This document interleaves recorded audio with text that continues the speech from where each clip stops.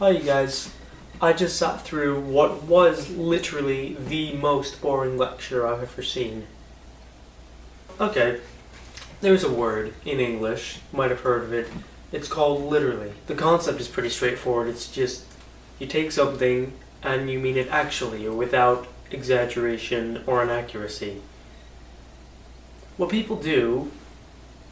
find people do is take literally and use it as a hyperbole. Just like add that little oomph to a sentence, which is the exact opposite of what literally means. And I found out that this isn't just something that bothers me. This is actually some huge divisive thing, some ongoing debate on the internet.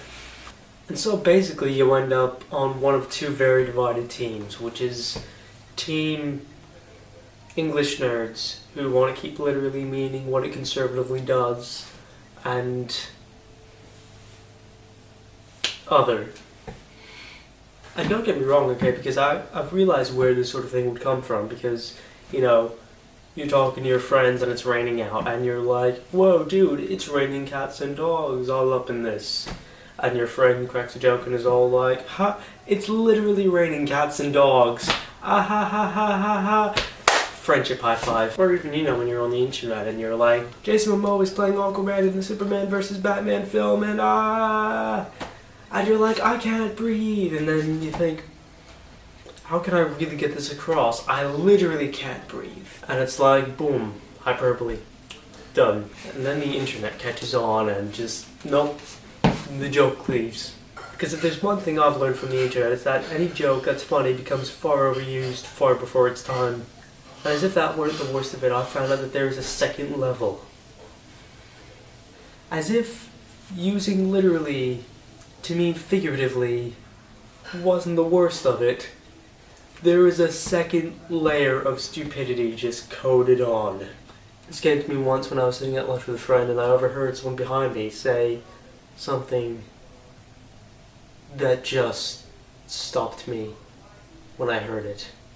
I was just sitting there and someone behind me said, dude, you're literally boring me right now.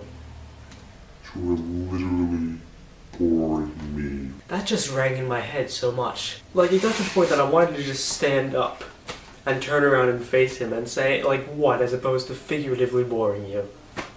Like, what even? I mean, that's the point when I realized how meaningless literally has become of a word thanks to the internet.